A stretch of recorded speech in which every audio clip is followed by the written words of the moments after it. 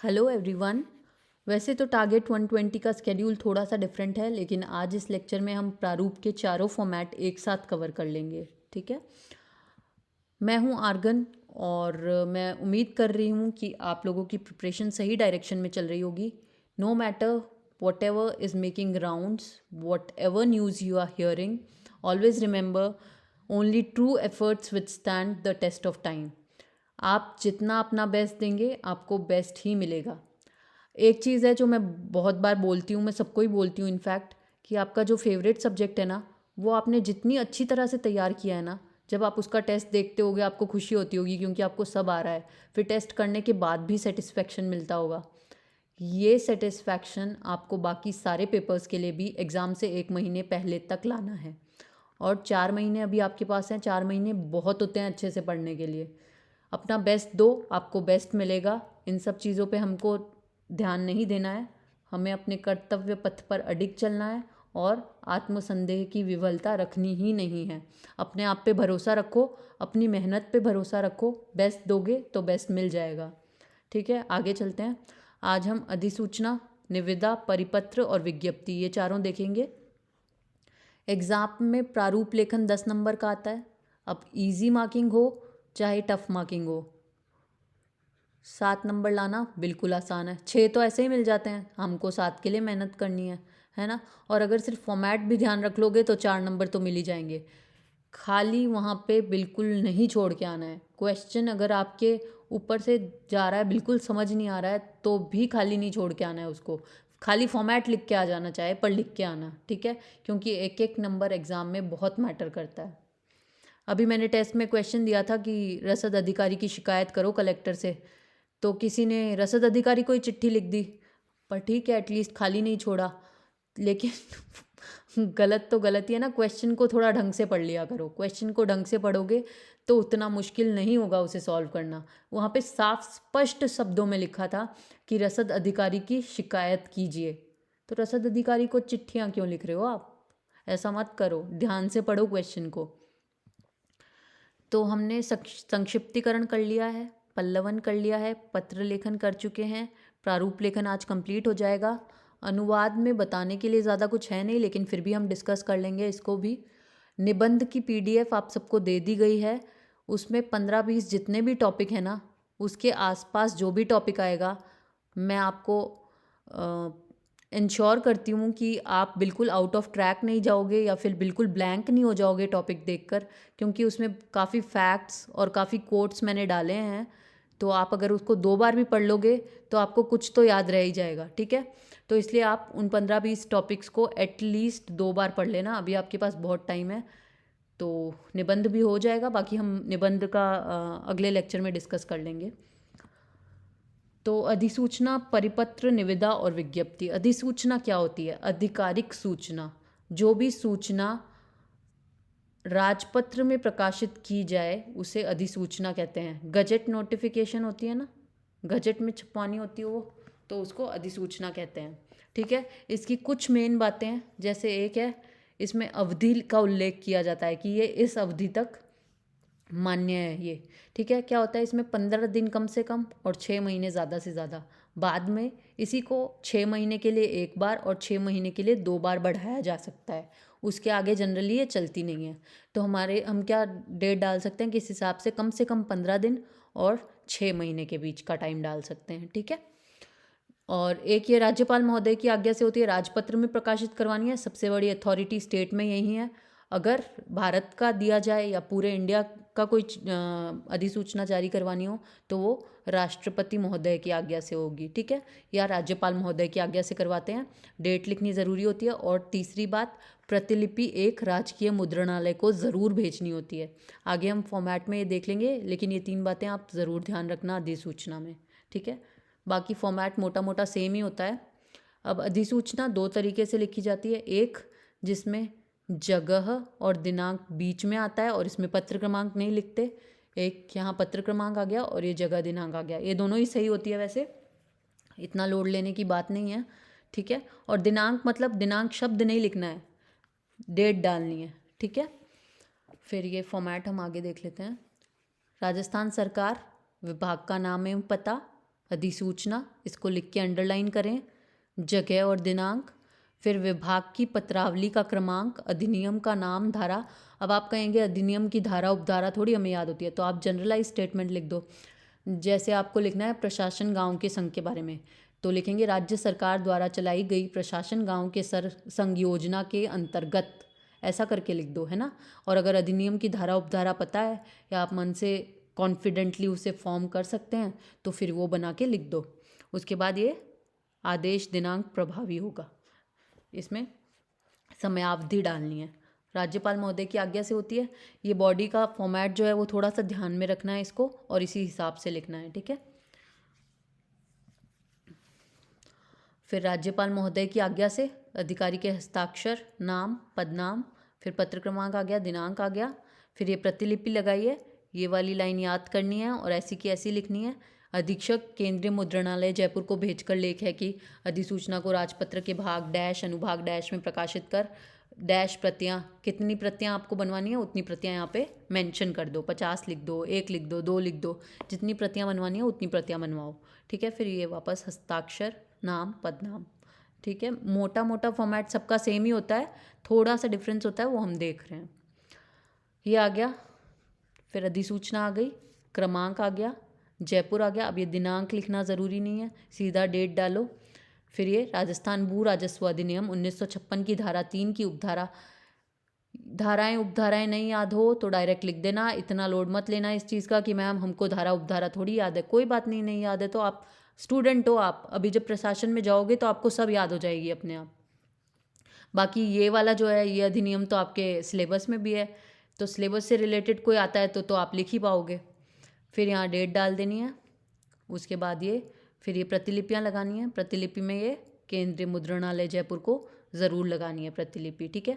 अब हस्ताक्षर जो होता है वहाँ पे हस्ताक्षर लिखना है, क ख ग लिख दो, यहाँ पे ह नहीं लिखना है। बहुत लोग ह लिख के छोड़ देते हैं, ऐसा नहीं करना है, हस्ताक्षर ही करना है यहाँ पे, ठीक है। आगे चलते हैं। फिर आता है परिपत्र। परिपत्र क्या होता है? सर्कुलर। जब एक साथ खूब सारे अधिकारियों को एक ही चिट्ठी, एक ही कार्यालय पत्र, आदेश या ज्ञापन भेजना होता है ना, तो उसको सर्कुलर कहते हैं, क्योंकि वो सबके बीच में सर्कुलेट किया जाता है, ठीक है। इसमें सामान्य संबोधन होता है, जैसे समस्त संभागीय आयुक्त, समस्त अधिकारीगण, ऐसे करके इसको संबोधन होता है।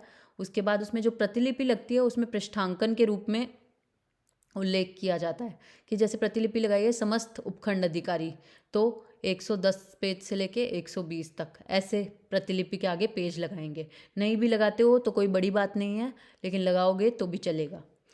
फिर परिपत्र शासकीय कार्य उद्देश्य को एकाधिक अधिकारियों, ये तो मैं बोल चुकी हूँ, ये रेपिटेटिव बात है कि जब एक से अधिक कार्मिकों या अधिकारियों को भेजनी होती है कोई भी चिट्ठी या आदेश, उसे सर्कुलर कहते हैं, ठीक है। बाकी इसमें कोई डिफरेंस नहीं होता, बात का फ़र्क है बस कि ये खूब सारे लोगों को भेजनी है, और एक नॉर्मल आदेश जो होता है वो सिंपली कार्यालय से निकाला जाता है, ठीक है। जैसे कार्यालय पत्र होता है, एक कार्यालय से दूसरे कार्यालय को जाता है ना, वैसे ही ये एक कार्यालय से खूब सारे लोगों को जा रहा है। फॉर्मेट देख लेते हैं। राजस्थान सरकार, विभाग का नाम एवं पता, पत्र क्रमांक, दिनांक, परिपत्र, ये लिख देंगे। फिर प्रेषिति, ये आरबीएससी की बुक में लिखा हुआ है, इसलिए ये शब्द हम भी लिखेंगे, इसे भूलना नहीं है, ठीक है। प्रेषिति शब्द लिखेंगे। प्रेषिति में क्या आएगा? जो भी क्वेश्चन पे बेस्ड है, समस्त XYZ, समस्त जिला कलेक्टर, समस्त उपखंड अधिकारी, समस्त संभागीय आयुक्त, कुछ भी हो सकता है, ठीक है, वो लिखेंगे। फिर विषय डालेंगे, इसमें संदर्भ की ज़रूरत नहीं है। फिर यहाँ विस्तार कर देंगे चिट्ठी का। फिर ये अधिकारी के हस्ताक्षर, नाम, पदनाम, ये वाली चीज़ तो सब में मोस्टली सेम ही है ना। फिर यहाँ प्रतिलिपि लगा देंगे और वापस से सिग्नेचर और पद का नाम आ जाएगा, ठीक है। अब यहाँ प्रतिलिपि में वो पृष्ठांकन करना चाहें तो कर दें, जैसे 100 पेज से लेकर 120 पेज तक उपखंड अधिकारियों को भेजी गई, ऐसे। ये देख लेते हैं फॉर्मेट। राजस्थान सरकार, गृह विभाग, शासन सचिवालय, परिपत्र, विषय लिख दिया, यहाँ पत्र क्रमांक आ गया था, डेट आ गई और जगह आ गई। प्रेषिति, समस्त अधिकारीगण, ये बॉडी बन गई।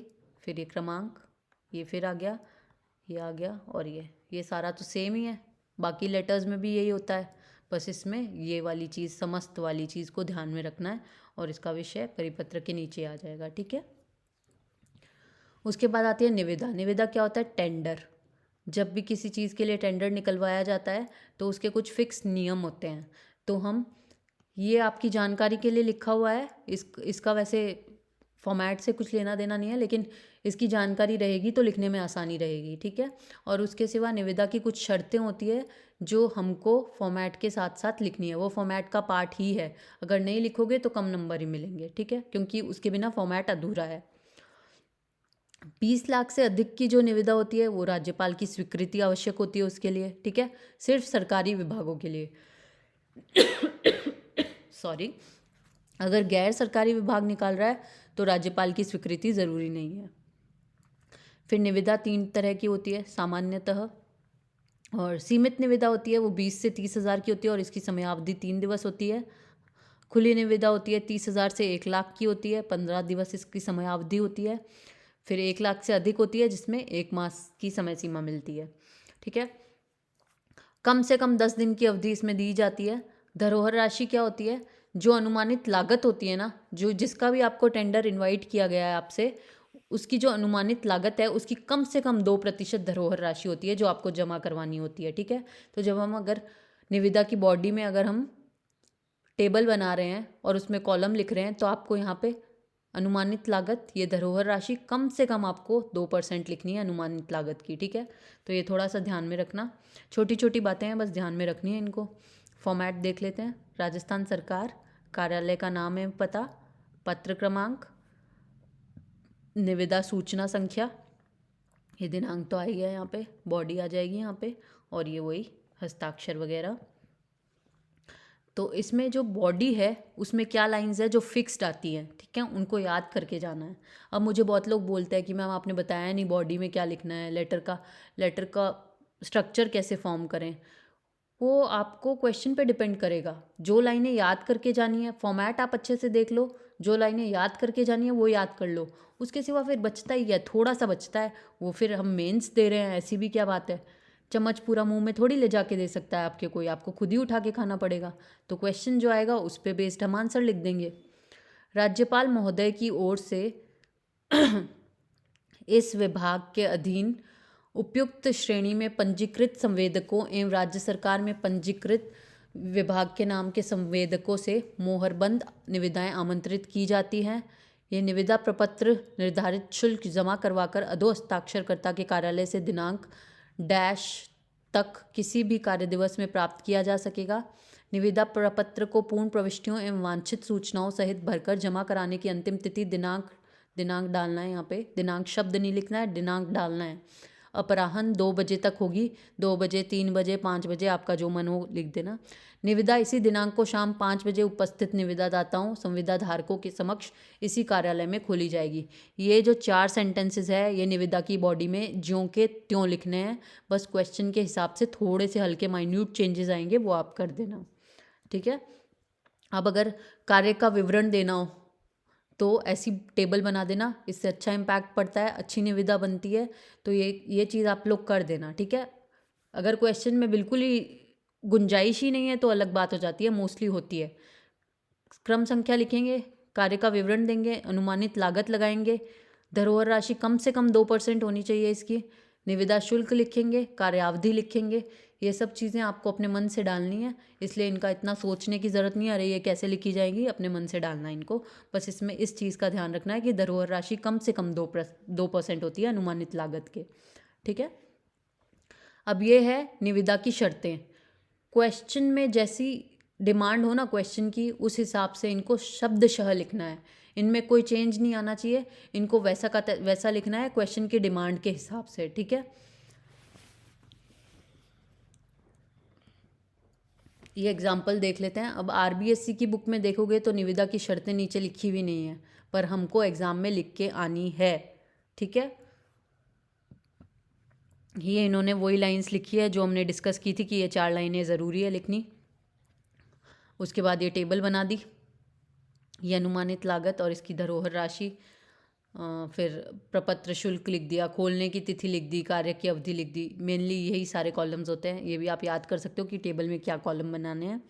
ठीक है, फिर ये यहाँ ख़त्म कर दिया और निविदा की शर्तें हैं वो हमको लिखनी पड़ेगी। ठीक है, ये वाली लाइन भी फिक्स्ड ही होती है कि निविदा को आंशिक या पूर्ण रूप से स्वीकृत अस्वीकृत करने का पूर्ण अधिकार अधोलिखित हस्ताक्षरकर्ता के पास होगा।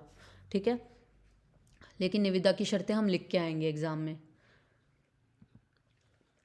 निविदा नहीं, ये विज्ञप्ति है। अब देखते हैं विज्ञप्ति। किसी भी चीज़ का अगर विज्ञापन देना होता है जो आम आदमी तक पहुंचाना होता है, सरकारी विभाग, गैर सरकारी कार्यालय, संस्थान, प्रतिष्ठान, किसी को भी कोई घोषणा करनी होती है या आदेश देना होता है, तो वो अधिसूचना और विज्ञप्ति में क्या फ़र्क है? अधिसूचना जो होती है वो राजपत्र में प्रकाशित करवानी होती है और उसका शब्दशः पालन करना होता है, शब्दशः। ठीक है, और विज्ञप्ति होती है उसे आम जनता तक पहुंचाना होता है, उसकी सूचना देनी होती है और ये राजपत्र में प्रकाशित नहीं होती है। ठीक है, विज्ञप्ति का उद्देश्य आम आदमी तक संबंधित सूचना को पहुंचाना होता है। राजकीय कार्यालय से जारी की जाए तो राजस्थान सरकार लिखें। अगर ये राजकीय कार्यालय जारी कर रहा है तो ऊपर वाला जो ऊपर फॉर्मेट में राजस्थान सरकार आता है ना, आगे हम देख लेते हैं। ये अगर राजकीय कार्यालय से निकली है ना तो राजस्थान सरकार लिखेंगे। ठीक है, अदरवाइज लिखने की ज़रूरत नहीं है। विभाग का नाम में पता, पत्र क्रमांक, दिनांक, विज्ञप्ति सूचना संख्या लिख देंगे, इसको अंडरलाइन कर देंगे, विषय लिख देंगे विज्ञप्ति का, फिर विस्तार कर देंगे और यहाँ पे सिर्फ पद नाम। यहाँ वो हस्ताक्षर, पद का नाम और वो सब लिखने की ज़रूरत नहीं है। अधिकारी का नाम, पद नाम, हस्ताक्षर उतने की ज़रूरत नहीं है, यहाँ सिर्फ पद नाम लिखेंगे। ठीक है, ये एग्जाम्पल देख लेते हैं। अब ये राजस्थान पाठ्य पुस्तक मंडल द्वारा किया गया है। ठीक है, ये पाठ्य पुस्तक मंडल ने किया है, यहाँ पे राजस्थान सरकार लिखना बिल्कुल ज़रूरी नहीं है। यहाँ क्रमांक डाल दिया, डेट डाल दी, विज्ञप्ति संख्या लिख दी, फिर विज्ञप्ति का विषय लिख दिया, ये विक्रेताओं का पंजीकरण, फिर ये विज्ञप्ति की बॉडी बना दी और ये सचिव लिख दिया यहाँ पे। ठीक है, सिर्फ पदनाम बहुत है।